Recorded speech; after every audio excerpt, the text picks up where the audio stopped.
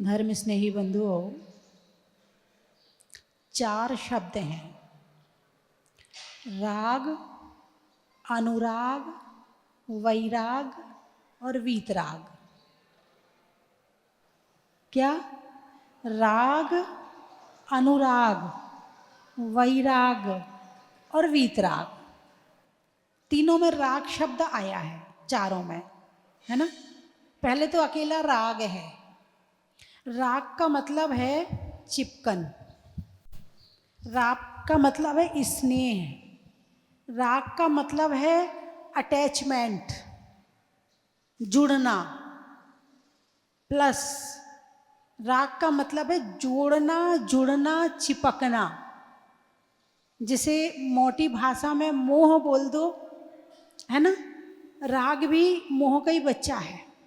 तो राग, जिस चीज़ से राग होता है वो चीज़ हमें अच्छी लगती है, जिस चीज़ से राग नहीं होता है वो हमें अच्छी नहीं लगती है। जो अच्छी नहीं लगती है वो द्वेष, जो अच्छी लगती है वो राग, और जो ना अच्छी लगे ना बुरी लगे, ठीक है, उसको क्या कहोगे? वीतराग, वैराग, क्या कहोगे? जब तक राग है, जब तक राग है तब तक वीतरागता आ ही नहीं सकती। तो राग से पहले आगे बढ़ते हैं अनुराग पर। राग में अपेक्षा भी है। राग में सामने वाले से हम अपेक्षा करते हैं कि मैंने इसके लिए ऐसा किया है तो ये मेरे लिए ऐसा करे।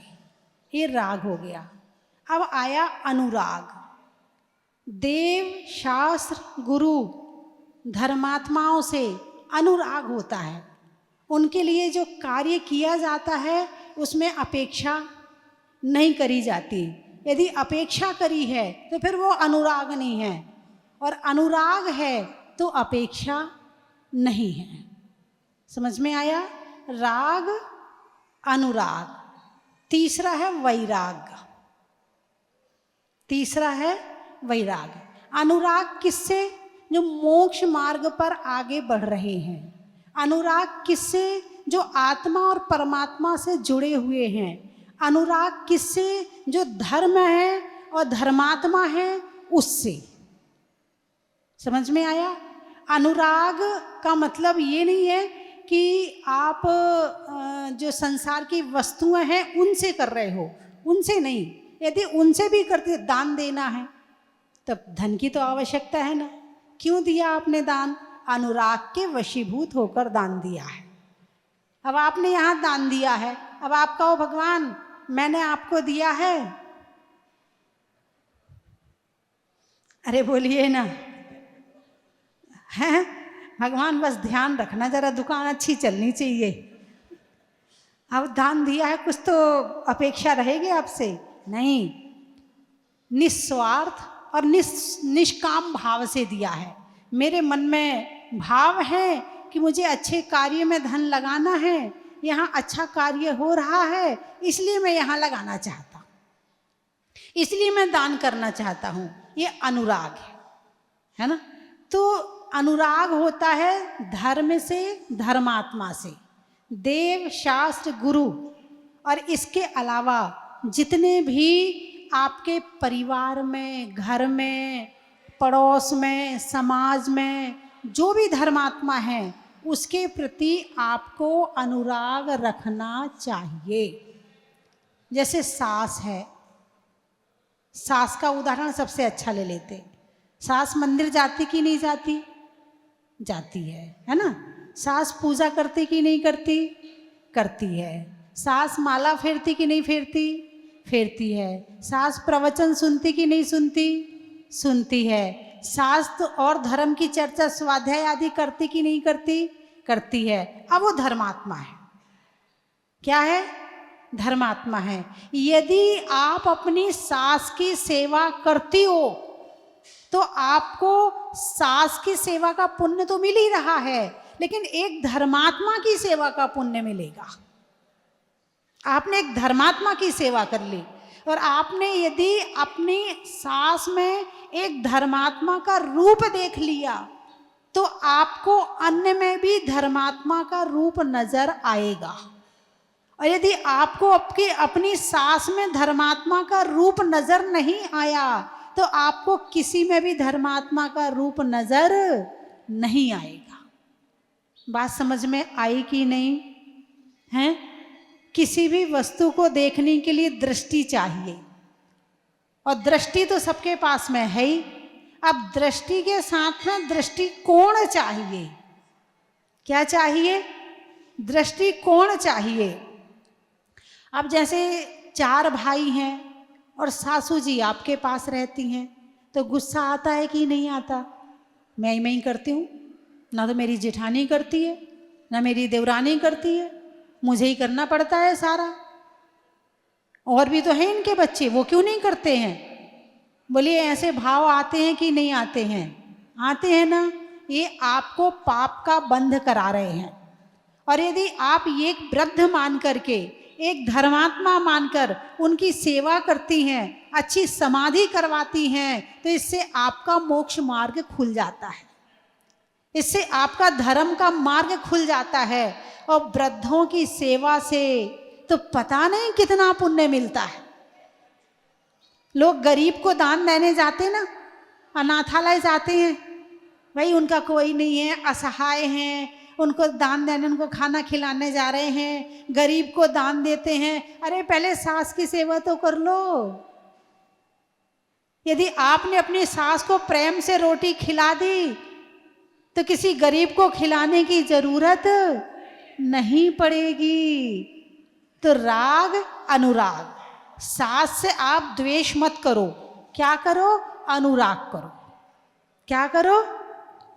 वैसे तो आपको राग होना चाहिए क्योंकि आपकी सासू है, मगर बस नहीं होता है, नहीं होता। चलो कोई बात नहीं, अनुराग तो करो।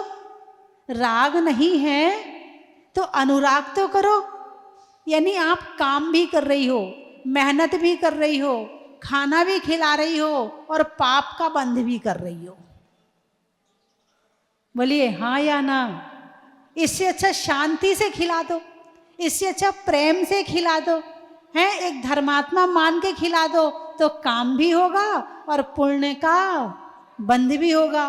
और सास को बिठा के 4 धर्म की बातें भी सुना दो तो उसका जीवन भी सुधरेगा, तुम्हारा जीवन भी सुधरेगा। भाई सुनने वाला भी तो चाहिए कोई, हर कोई थोड़ी सुनता है। लेकिन बूढ़े बड़े ऐसे होते हैं कि उन्हें लगता कोई मेरे से बात करे, कोई मेरे पास बैठे, कोई मेरे से बोले, ऐसा लगता है कि नहीं लगता बूढ़े बड़ों को? अब क्या बातें करें उनसे?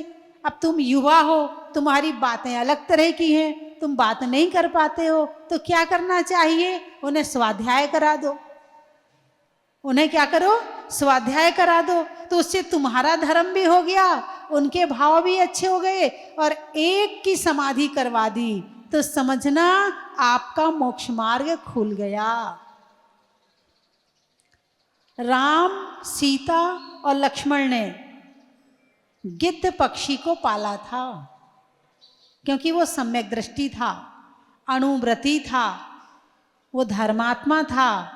इसीलिए राम, सीता, लक्ष्मण ने उससे अनुराग किया, उसको अपने भोजन के बाद में भोजन भी कराते थे, और जब अंतिम समय आया तो उसकी समाधि भी करवाई। यदि सीखना है तो महापुरुषों से सीखो कि जब एक जटायु पक्षी को वो समाधि करवा सकते हैं, तो एक तुम्हारे घर में सास का अंतिम समय चल रहा है तो तुम क्यों नहीं समाधि करवा सकते? अपने घर का वातावरण हमें ही बदलना पड़ेगा। हम ही खराब करते हैं और हम ही अच्छा बना सकते हैं। तो राग अनुराग, जिसके प्रति आपको द्वेष आ रहा है, आपको अच्छा नहीं लगता है, आप उससे राग नहीं करते हो, कोई बात नहीं, उसके प्रति अनुराग रखो। तीसरा है वैराग। मुनि सकल व्रति बड़ भागी, भव भोगन ते वैरागी। अब वैराग किससे करना है? भाव से और भोगों से। वैराग्य करना है। भाव क्या होता है? तुम कौन से भाव में हो? मनुष्य भाव में हो। कौन से भाव में हो? मनुष्य भाव में हो। मनुष्य भाव अच्छा लग रहा कि नहीं लग रहा? अरे बोलिए ना, अच्छा लग रहा ना? मरना चाहते हो क्या? नहीं मरना चाहते ना? और जब बूढ़े हो जाओगे तब?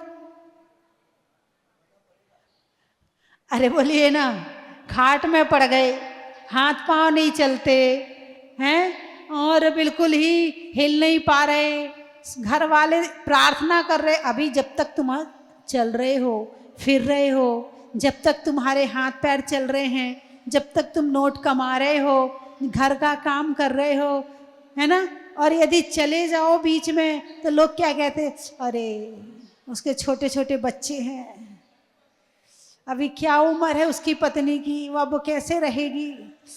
हैं? यदि बच्चे बड़े बड़े हों तो अरे शादी और कर जाता क्या, फिर चला जाता।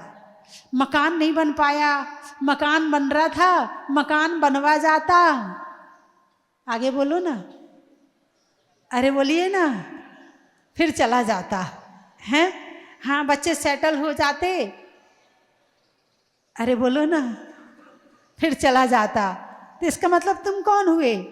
नौकर जब छुट्टी मांगता है तो क्या कहते हो? इतना काम कर ले फिर चले जाना, काम पूरा कर पहले, अधूरा काम छोड़ के मत जाना। ऐसे ही कहते कि नहीं कहते हो? जब तक काम करते हो तो लोग तुमसे प्यार करते हैं या तुम्हारे काम से प्यार करते हैं? अच्छा, महिलाएं बताएंगी, लोग तुम्हारे काम से प्यार करते हैं या तुमसे प्यार करते हैं? जरा महीना भर रोटी मत बनाओ, बैठे रहो, हम नहीं बनाएंगे चाहे कुछ भी हो जाए। क्या कहेंगे? काम नहीं करना तो निकलो घर से, हम बैठे बैठे नहीं खिला सकते तुम्हें, हैं? बोलिए हाँ या ना। एक चीज की कमी तो हो जाए, सब पे पानी फेर देते हैं। एक दिन नमक ज्यादा तो हो जाए, पिछली सारी भूल जाते हैं। बोलिए हाँ या ना, हैं? चलो आप इनकी भी सुन लो, हैं? जरा आप 8 दिन दुकान पे ना जाओ, दोस्तों के पास बैठे रहो, घूमते रहो बाजार में वैसे ही, और चाबी लेके दुकान में मत जाओ, तुम्हारी पत्नी क्या कहेगी? अब बोलिए, पत्नी क्या कहेगी? हैं? दिमाग खराब हो गया है, दिन भर यूं ही घूमते रहते हो, काम नहीं करोगे तो खाने को कहाँ से मिलेगा? जो थाली में प्रेम से रोटियां मिल रही है ना, वो भी मिलनी बंद हो जाएंगी। पहले 4 बातें मिलेंगी, फिर रोटी मिलेगी। आंसू बहा बहा के खाना पड़ेगा तुम्हें। बोलिए हाँ या ना। कोई किसी से प्रेम नहीं करता, सब जब तक प्रेम कर रहे हैं जब तक तुम काम कर रहे हो। जिस दिन काम करना बंद कर दोगे उस दिन सबका प्रेम पता चल जाएगा कि कितना प्रेम है। लोग अपने बेटों से प्रेम नहीं करते, दुनिया की तो छोड़ो, एक बेटा खूब कमाता है और एक नहीं कमाता है, बताओ कौन से बेटे से प्रेम होगा? हैं? अरे बोलिए ना, कमाने वाले बेटे से। और जो नहीं कमाता उसको 4 गालियां मिलेंगी रोज।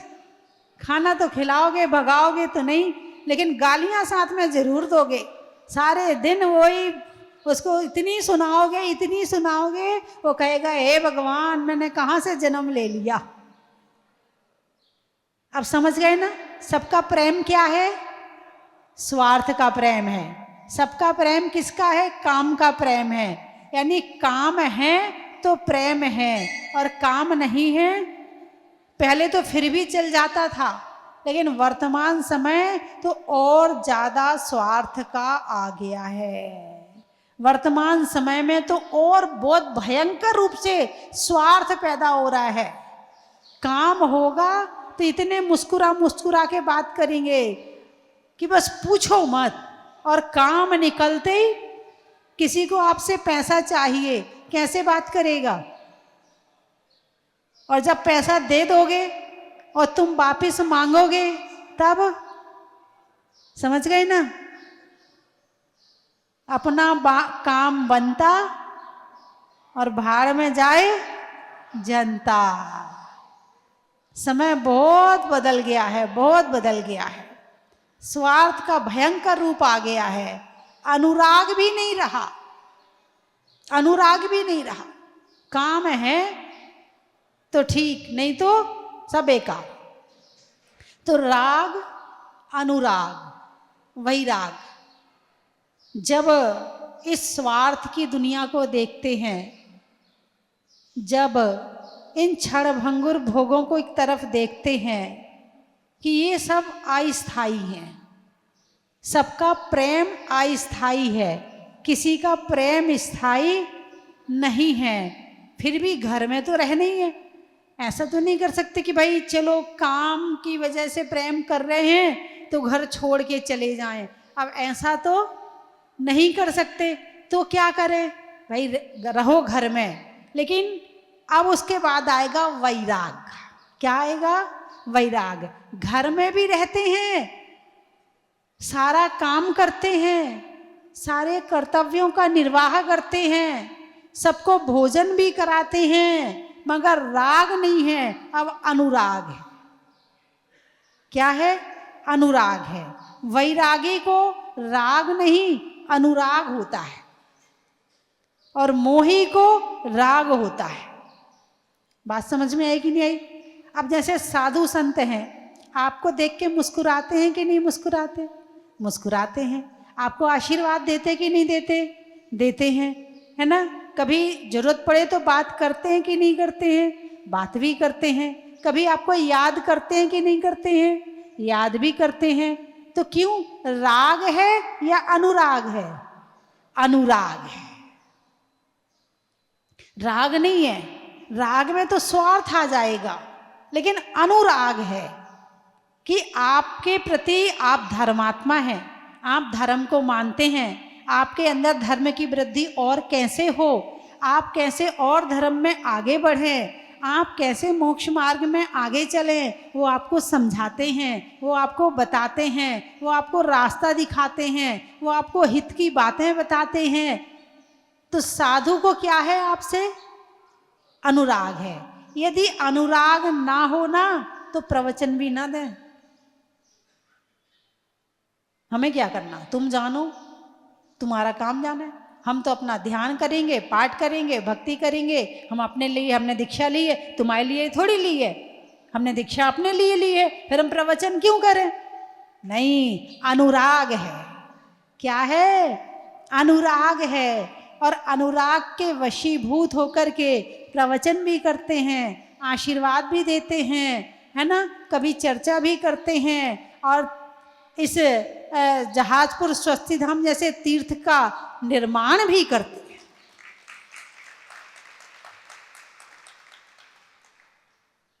भगवान की प्रतिमा प्रकट हुई तो तीर्थ का निर्माण हुआ, और इसी अनुराग के वशीभूत संस्कार साधना शिविर भी लगाते हैं। 10 लक्षण पर्व में जो शिविर लगता है, साधना शिविर, उसमें काफ़ी लोग आते हैं। तो इस वर्ष भी इस स्वस्तिधाम में जहाजपुर में इस शिविर का आयोजन किया जाएगा। आप अपने अपने नाम अभी से लिखाने शुरू कर दें, और उस शिविर में आपको ऐसा आनंद आएगा, ऐसा आनंद आएगा, 10 दिन रहने के बाद ऐसा लगेगा, अरे बोलिए ना, कि यहीं रह जाओ, घर ही ना जाओ, ऐसा आनंद आएगा। यदि आपको अभी तो आपने केवल घर देखा है, क्या देखा है? केवल घर देखा है, घर का सुख देखा है, अभी आपने शिविर का सुख नहीं देखा है। एक बार शिविर में बैठो तो शिविर के सुख का पता चलेगा, फिर पता चलेगा कि घर में सुख ज्यादा है या धर्म में सुख ज्यादा है। जब तक शिविर में नहीं बैठे हो ना, तभी तक आपको पता नहीं चल रहा कि आपको घर का ही सुख ज्यादा लग रहा है। लेकिन जब शिविर में बैठोगे तब पता चलेगा कि धर्म का सुख होता क्या है, वास्तव में धर्म करने पर क्या फीलिंग आती है, क्या भाव उमड़ते हैं और क्या आनंद होता है, ये यहाँ आने के बाद पता चलता है। इसलिए अपने अपने नाम अभी से लिखाने शुरू कर दें ताकि उसके अनुसार आपकी व्यवस्था शुरू हो जाए। तो वो शिविर भी क्यों लगता है? अनुराग के कारण।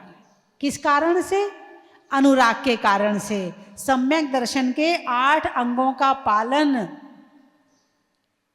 और उनमें एक प्रभावना अंग है जिसका पालन मुनिराज भी करते हैं, साधु संत भी करते हैं, और वही अनुराग एक प्रभावना बन जाता है। तो राग, अनुराग। तीसरा क्या है? वैराग। वैराग किससे? भाव से और भोगों से। किससे? भाव से और भोगों से। घर में क्या है? भोग ही भोग हैं। ये खा लो, वो पहन लो, ये सुन लो, ये देख लो, ये कर लो, ये कर लो। घर में क्या है? भोग ही भोग हैं। और जब इन भोगों से विरक्ति आती है, जैसे शरीर है, शरीर क्या है? अरे बोलिए ना, मल का पिटारा है। जरा 4 दिन नहाओ मत, इस शरीर में पानी मत लगाओ 4 दिन तक, पता चल जाएगा ये शरीर कितना मल उगल रहा है। ये तो धो धो के साफ करके रखते हैं सारे दिन, इसलिए चमकता रहता है, वरना ये शरीर तो एक मल का पिटारा है। 9 द्वार से मल झरता रहता है 24 घंटे, और कभी आँख से, नाक से, कान से, मुंह से, है ना, सब द्वारों से मल झरता रहता है। और जो आपके करोड़ों रोम हैं उनमें से क्या निकलता है? पसीना निकलता है ना। तो ये शरीर किस लिए है? ये शरीर सजाने के लिए है या तपस्या करने के लिए है? तपस्या करने के लिए है। जब ऐसी भावना पैदा होती है तो इसका नाम है वैराग। क्या नाम है इसका? वैराग। बहुत सजा लिया इस शरीर को, अब आत्मा को सजाना है। बहुत इस शरीर के लिए कर लिया, अब आत्मा के लिए करना है। जब ऐसी भावना पैदा होती है तो इसका नाम है वैराग, है ना। तो राग, अनुराग और वैराग। मुनि सकल व्रति बड़ भागी, भव भोगन ते वैरागी। भोगों से वैराग्य जिन्होंने ले लिया है और सकल व्रतों को धारण कर लिया है, जिन्होंने दीक्षा ले ली है, ऐसे मुनिराज हमारे वैरागी होते हैं। कैसे होते हैं? वैरागी होते हैं और वीतरागता के मार्ग पर चलते हैं।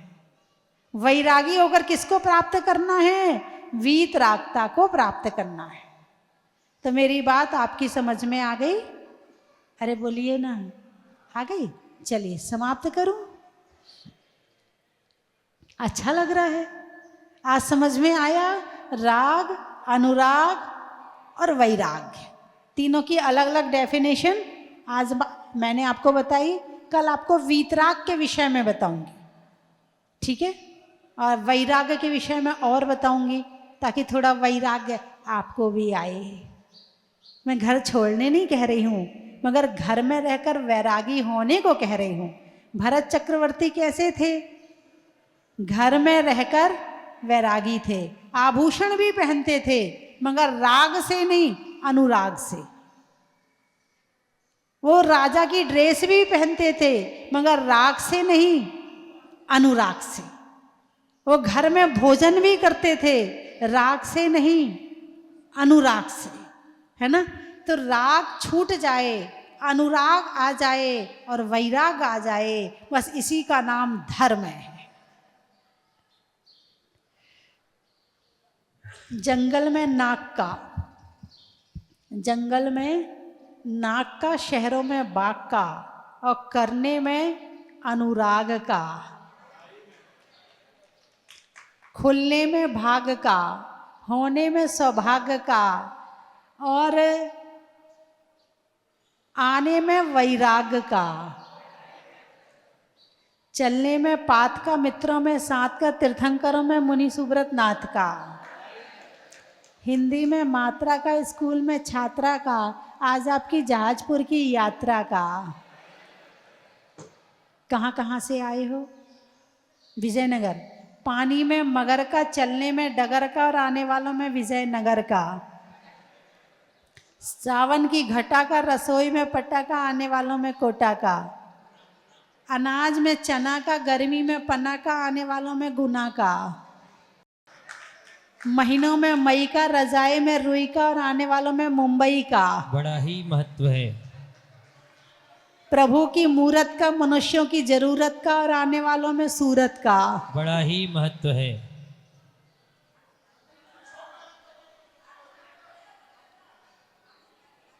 मन को नहीं करने में गंदा का, धरती पर बंदा का, और आने वालों में आटुंदा का। बड़ा ही महत्व है। किशनगढ़। वृक्षों में बड़का, बड़ की जड़ का, और आने वालों में किशनगढ़ का। बड़ा ही महत्व है। कलकत्ता। पेड़ में पत्ता का, मधुमक्खी के छत्ता का, और आने वालों में कलकत्ता का। बड़ा ही महत्व है। अशोकनगर। बातों में अगर मगर का, चलने में डगर का, और आने वालों में अशोकनगर का। बड़ा ही महत्व है।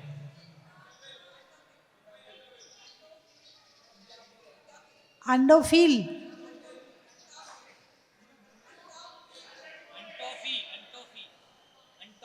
अनटॉफी। अच्छा। मांगने में माफी का, बच्चों के लिए टॉफी का, और आने वालों में अनटॉफी का। बड़ा ही महत्व है।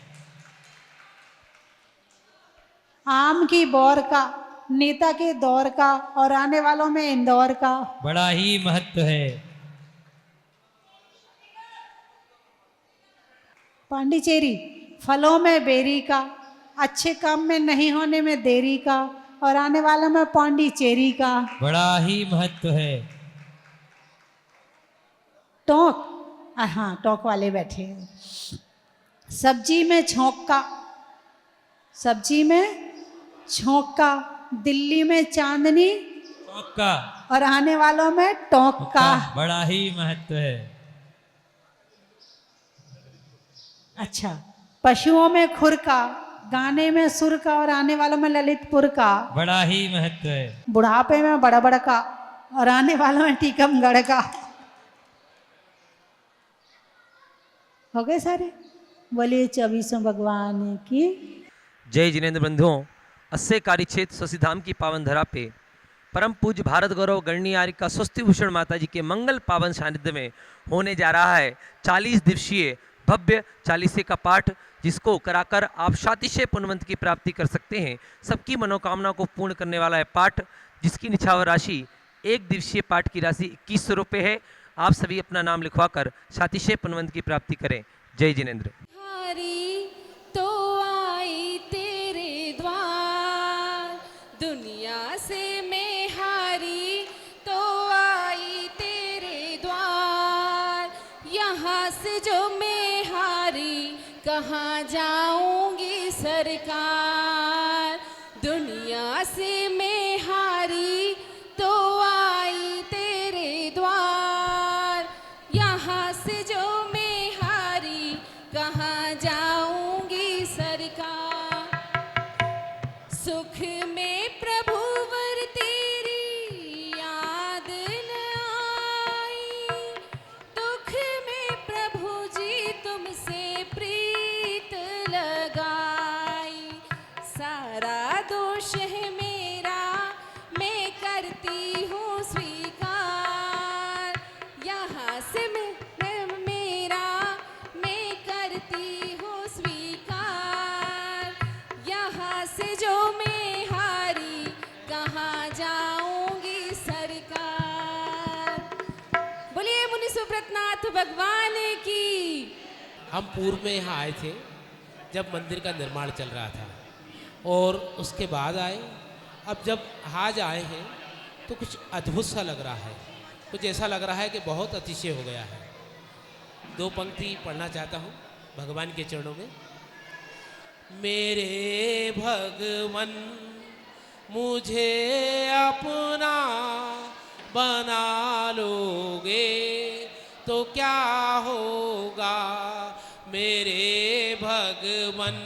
मैं जब अस्पताल में बैठी थी तो मेरे जीजाजी आए कि अपने को जहाजपुर चलना है, तो इनकी 50वीं एनिवर्सरी थी। तो मैंने कहा इसमें पूछने की क्या बात है, जहाजपुर जाने के लिए तो मैं हमेशा तैयार रहती हूँ। और यूँ भी 6 महीने में मेरा 3रा राउंड है, और भगवान की कृपा दृष्टि बनी रहे तो मैं 12 महीने में 12 बार आऊँ। भगवतनाथ भगवान की प्रतिमा है, वो इतनी मनोहर है कि उनके दर्शन करने का हर महीने इच्छा होती है कि हर महीने आके यहाँ दर्शन किए जाए। जैसा कि हम लोगों का कोई प्रोग्राम नहीं था, हमारा बच्चा कोटा में पढ़ता है, लेकिन एकाएक सुबह भाव हुए कि चलो जहाजपुर इतने पास है, अगले महीने हम लोग यहाँ से चले जाएंगे, दर्शन करके आते हैं। और जैसे ही मंदिर में प्रवेश किया, इतना शांति, इतना सुंदर, ऐसी फीलिंग हुई जैसे स्वर्ग में आ गए हैं। सादर जय जिनेंद्र धरती बंधुओं, आने वाले पर्वादिराज पर्व महापर्व पर्युषण के शुभ पावन अवसर पर परम पूज्य भारत गौरव गणनी आर्य का स्वस्ति भूषण माता जी के मंगल सानिध्य में होने जा रहे महाशिविर में आप भाग लेकर शातिशय पुण्यमंत्र की प्राप्ति कर सकते हैं, जिसका रजिस्ट्रेशन प्रारंभ हो चुका है। यहाँ के संस्था के नंबर पर कॉल कर आप अपने परिवार की पूरी समुचित जानकारी देकर रजिस्ट्रेशन करवाएं, जिससे आपकी समुचित व्यवस्था की जा सके। सभी को सादर जय जिनेंद्र।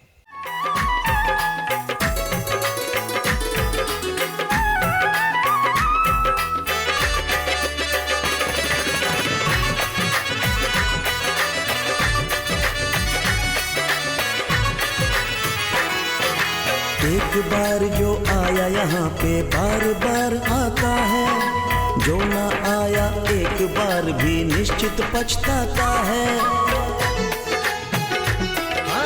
एक बार जो आया यहाँ पे बार बार आता है, जो ना आया एक बार भी निश्चित पछताता है।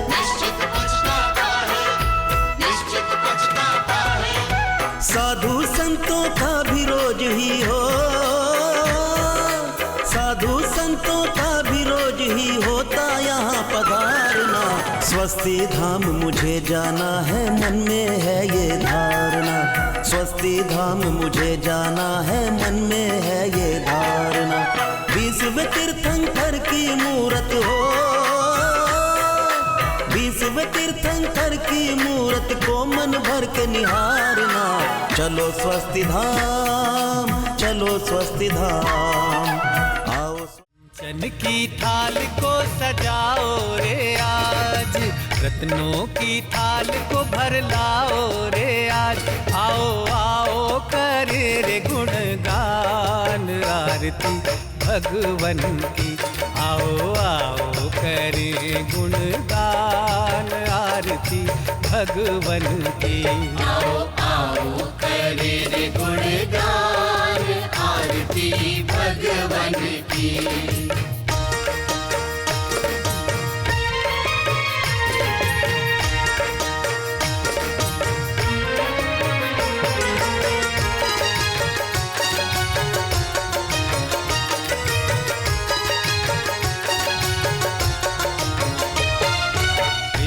सुमित्र के राज दुलारे, माँ पद्मा जी के नैनों के तारे। पिता सुमित्र